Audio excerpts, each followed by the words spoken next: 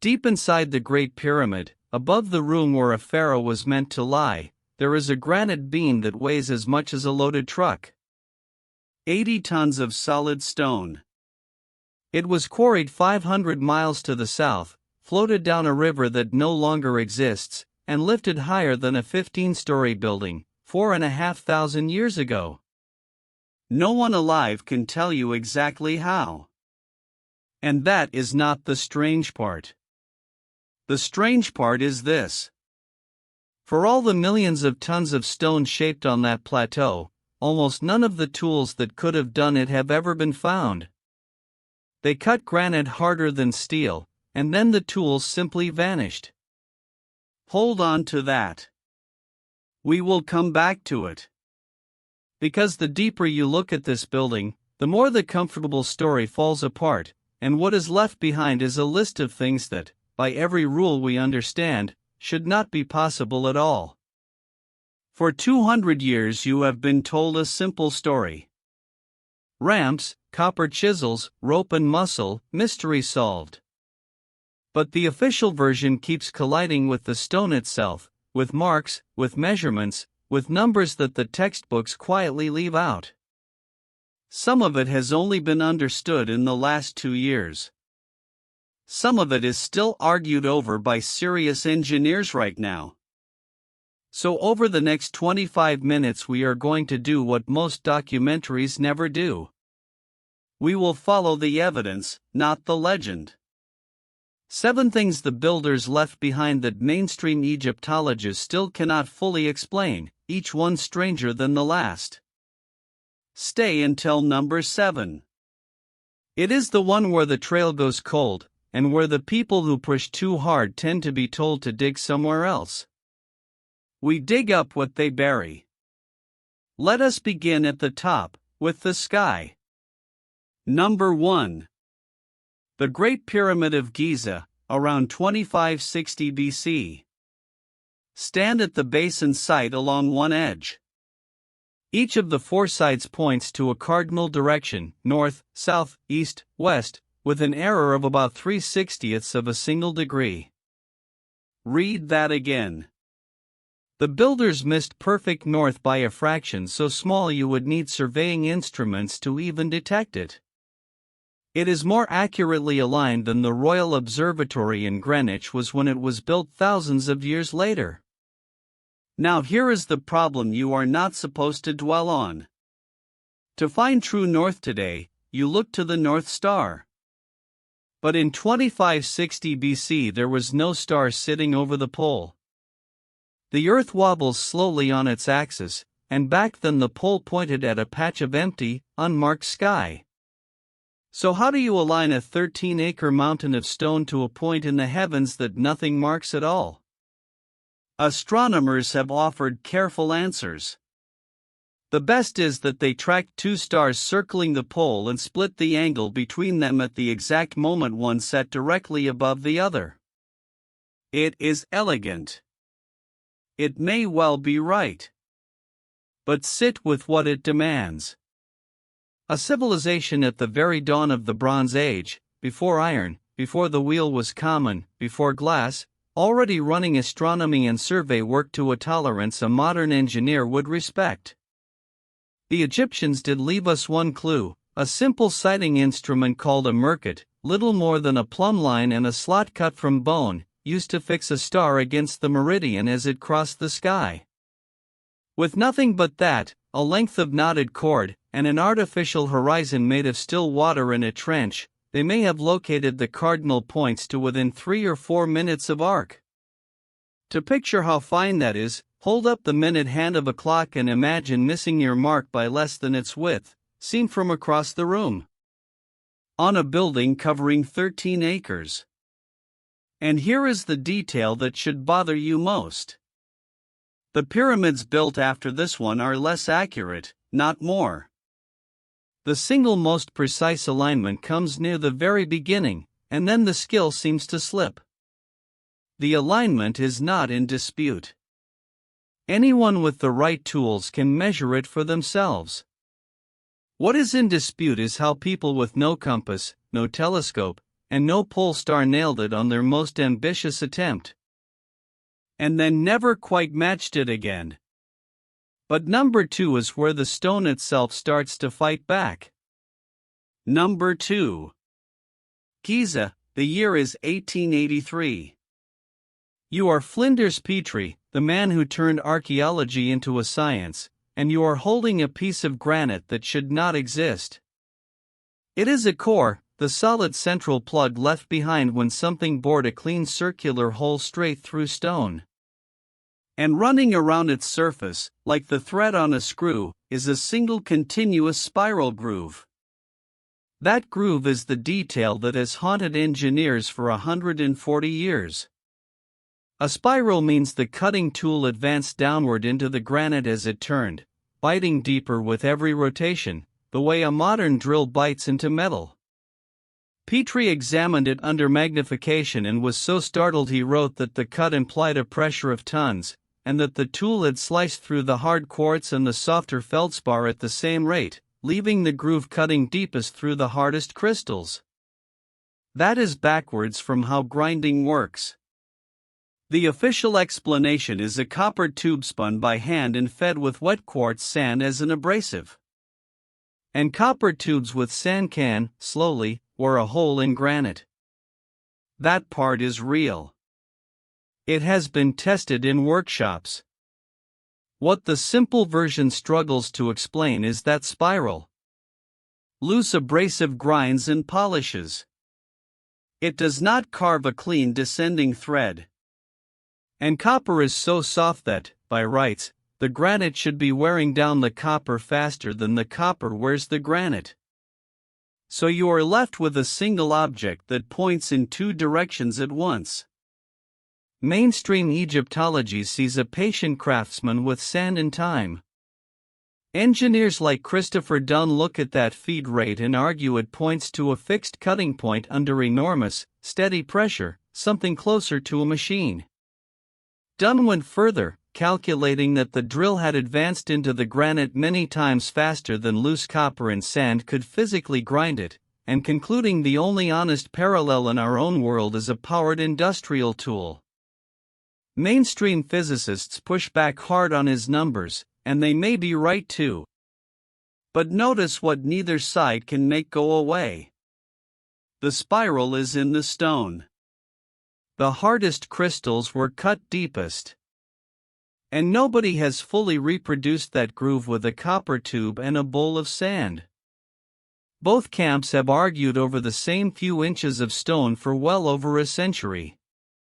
And the core just sits there in a museum drawer, saying nothing, refusing to settle it. And if a hole drilled through solid rock is unsettling, wait until you see what they lifted over the king's head. Number 3. The heart of the Great Pyramid. You climb into the chamber where the stone sarcophagus still sits. Look up. You cannot see them, but stacked directly above your head are 5 hollow compartments, one on top of the other, roofed and floored by colossal beams of red granite. Engineers call them the relieving chambers, built to spread the unimaginable weight of the pyramid away from the room below. Some of those beams weigh as much as 80 tons. There are dozens of them. Now trace where they came from. Not the soft local limestone you could cut from the bedrock beside the site. Granite. And the nearest granite is at Aswan, more than 500 miles up the Nile. Every beam had to be cut free from living rock, moved to the river, floated north for hundreds of miles, dragged up onto the plateau, and then, this is the part that defeats easy explanation, raised roughly 200 feet into the air and set down so cleanly that the seams are still tight today. We can move 80 tons in the modern world. We use hydraulic cranes, steel cable, and diesel engines to do it. They had ropes, wood, copper, and human muscle. With that, they raised a whole herd of 80-ton beams to the height of a 15-story building and seated them so well that the structure has survived 4,500 years, and at least one major earthquake that cracked the chamber below without bringing the roof down. high in those sealed compartments, the workers left crude paint marks, the names of their own labor gangs, scrawled where they never expected another human eye to reach. And we are not guessing about that workforce. In 2013, on a remote stretch of the Red Sea coast, archaeologists broke into a set of galleries sealed for 45 centuries and found the diary of a man named Mirror, a work supervisor who logged, day by day, the boats hauling fine white limestone to Giza for the Great Pyramid. It is the oldest inscribed papyrus on Earth, and it lays out the limestone supply chain in plain bookkeeping. But here is the silence at the center of it. The granite is not in the diary. The hardest, most precisely worked stone in the entire building left behind no log, no quarry record, no inventory at all, as if that part of the work happened somewhere the scribes were not allowed to follow. The textbook answer for how the beams went up is ramps. We will test that answer before the end, because the arithmetic of a ramp this tall does not add up the way you were taught in school. For now, hold the picture. 80 tons of granite, 200 feet over your head, placed by people who supposedly worked with nothing but rope and muscle. Number 4, you cannot see from the ground at all. For that, you need the sky. Number 4. Above Giza, an afternoon near the spring equinox. For thousands of years, everyone agreed the Great Pyramid had 4 flat sides. It does not. It has 8. Each of its 4 faces is very slightly indented down the middle, folded inward by a fraction of a degree, so that the whole pyramid is subtly concave. You cannot see it standing at the base. You cannot see it in an ordinary photograph from the ground. It was discovered almost by accident from the air. In 1940, a British pilot named P. Groves photographed the monument at dawn near the equinox, and the low sun caught one half of each face while the other half dropped into shadow, splitting the pyramid into 8 clean triangles for just a few minutes. Then the light moved on, and it became 4-sided again. Think about what that takes to build on purpose. To fold each of those enormous faces inward, evenly, across every single course of stone, from a base of 13 acres all the way up to the summit, so precisely that the indentation only reveals itself to the sun twice a year. That is not erosion. Erosion is messy and random. This is symmetrical and exact on all 4 faces. Several Egyptologists argue it was deliberate, perhaps tied to the solar calendar, a building designed to greet the equinox. Others insist it is just a quirk of the construction method. What nobody can fully explain is how it was achieved with that consistency over a structure the size of a small mountain. A building that hides a secret in plain sight and shows it only to the sunrise, twice a year, and we did not even notice for 45 centuries. And no other pyramid in Egypt is known to carry this feature so cleanly. It belongs to the most precise building of them all, the very same one that pinned true north, as though a single hand at the very beginning was working to a standard that everything after it would fail to repeat.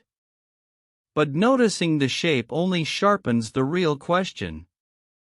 How did the stone get there in the first place? Number 5. The base of the pyramid. Run your hand along what little remains of the original outer skin. When the Great Pyramid was finished, it was not the rough brown staircase you see in photographs today. It was sheathed head to foot in gleaming white Tura limestone, ground and polished until ancient writers said it shone like a mirror and could be seen from the mountains of the desert. Each of those casing blocks could weigh up to 16 tons. And they were fitted to one another so tightly that the joints between them measure about half a millimeter, roughly the thickness of a fingernail, running across faces that are acres wide. Petrie called them the finest masonry joints in the world and compared the precision to the work of an optician, not a mason. Stranger still, those hairline gaps were filled with a thin cement, and that ancient cement is, somehow, stronger than the limestone blocks it binds. We have analyzed it, and we still cannot fully reproduce how they applied a paper-thin layer of it evenly across a 16-ton stone before sliding it into place. Stop and feel the contradiction in your hands. 16-ton blocks, dragged and lifted into position, and then aligned to each other with a gap you could barely slip a razor into, over and over, course after course, acre after acre. You do not achieve that with brute force. Brute force chips, cracks, and crushes. That kind of joint takes instruments, patience, and a mastery of stone we instinctively associate with machines. Most of that white skin was torn off in the Middle Ages, after a great earthquake loosened it, and hauled away to build the mosques and walls of Cairo. But enough survives at the base to prove it. The precision was absolutely real. And consider the scale it was held to. The pyramid covers more than 13 acres and is built of an estimated 6 million tons of stone, and they dressed its entire outer surface, acre upon acre, to that optician's tolerance, then aligned the whole skin to the cardinal points. Precision on a single block is craft. Precision across 6 million tons is something else entirely. And that brings us to the mystery that, only in 2024, finally cracked wide open. The river that was not there. Number 6. The edge of the Western Desert, present day, and 4,500 years ago at the same time. Here is the problem that hung over everything for 2 centuries. Millions of blocks. Granite from 500 miles south. Casing stone from across the river. To move that much weight, you need water. You float it, because dragging it across open sand by muscle alone is close to impossible. But Giza today sits on a dry, dusty plateau at the desert's edge, with no river anywhere in sight. So where was the water? In 2024, a team led by the geoscientist Mongonium, working with radar satellite imaging and long cores drilled deep into the ground, finally traced its ghost. A vanished branch of the Nile, which they named the Aramat, the Arabic word for pyramids. It once flowed for about 40 miles along the foot of the desert. In places it ran half a kilometer wide and 25 meters deep. And it passed directly by 31 pyramids, the Great Pyramid among them. The cores told the story plainly. Far below the modern desert floor lay the old riverbed, layers of water-laid sand and silt that only a large, permanent channel could ever have deposited. The desert we see today is a mask laid over a drowned highway of stone. Then comes the detail that gives you chills. The long stone causeways that lead away from each pyramid, the ones archaeologists could never quite explain the purpose of, run straight toward that ancient channel and stop precisely where its banks once stood. The temples at the ends of those causeways were never just temples. They were harbors. The stone was floated almost to the foot of the construction site, unloaded at a dock, and dragged the last short distance. And then the river left. Around 4,200 years ago, a long and brutal drought set in, the branch silted up and shifted away to the east, and it did so at almost the exact moment the great age of pyramid building came to its end. The river that made the pyramids possible may, in disappearing, have helped in the very world that built them. Today almost nothing of it survives above ground. For 200 years we argued in circles about an impossible feat of transport, when the answer was lying silent, just beneath the sand, the whole time. Which leaves the last secret. The one that should not be possible at all. Number 7. The Granite Quarries of Aswan. You are standing over the largest single piece of stone any human being ever dared to carve, the unfinished obelisk. Had it ever stood, it would have risen taller than a 10-story building and weighed over 1,000 tons, a single block. It split while still attached to the bedrock, and the workers abandoned it where it lay. Which means, by accident, they left us a crime scene, frozen mid-cut. Look at the channels carved around it. Look at the surfaces in the quarry, and at the hollowed granite boxes nearby, scooped out from the inside with corners so sharp and walls so flat that modern engineers measured them and could not match the tolerance with their own equipment. Some of these boxes weigh around 100 tons, each cut from a single block of granite, the inner corners squared so cleanly that a machinist with a computer-guided mill would sweat to copy them today. They were then maneuvered into narrow rock-cut tunnels and positioned with the lids in place, a feat of handling that, on its own, we still cannot confidently explain. Some surfaces carry long, straight, clean cuts, exactly the signature a saw leaves. A saw running through solid granite. Here is the wall the official story keeps slamming into. Granite is one of the hardest materials on Earth. Their tools were copper. Copper is so soft you can scratch it deeply with a coin. You can no more saw granite with a copper blade than you can saw steel with a stick of butter. Mainstream Egyptology answers that the copper was only a carrier, and that the real cutting was done by hard sand dragged back and forth through the groove. It is the best answer we have, and it deserves respect. Petrie himself, staring at these cuts, concluded the Egyptians must have used saws 9 feet long, set with fixed cutting points of some jewel harder than quartz, because plain copper and sand simply did not explain what he was seeing. And modern engineers keep returning to the same objection. The speed, the straightness, and the cleanness of the cuts imply something the official toolkit does not contain.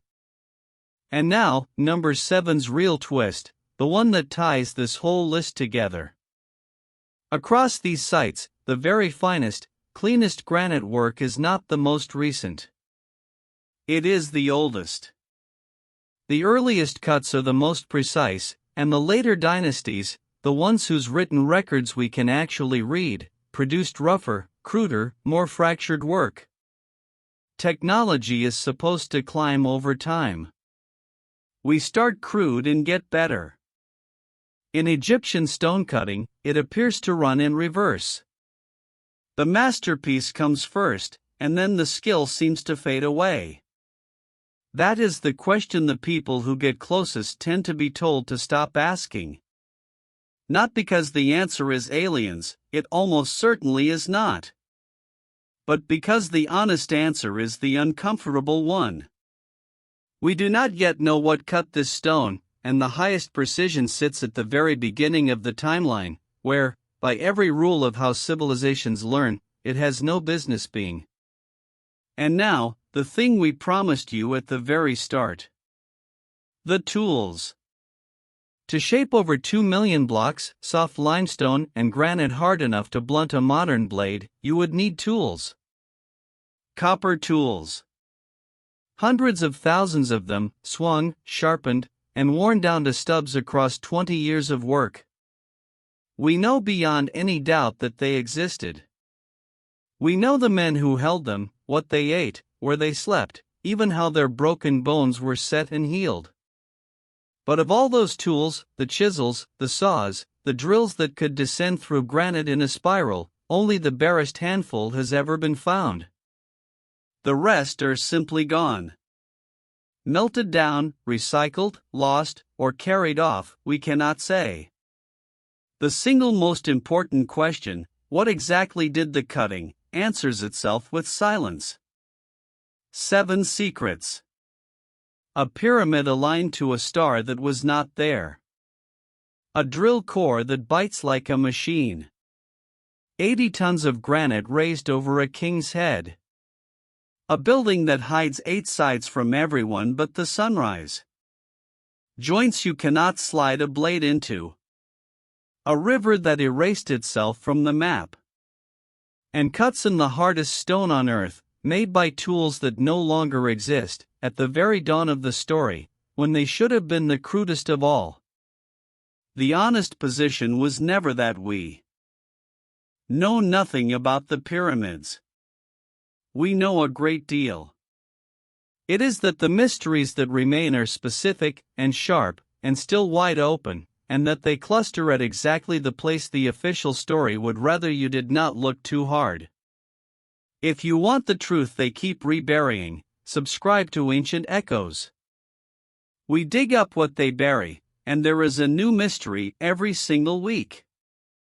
And tell me, down in the comments, of these 7, which one do you believe we will never explain?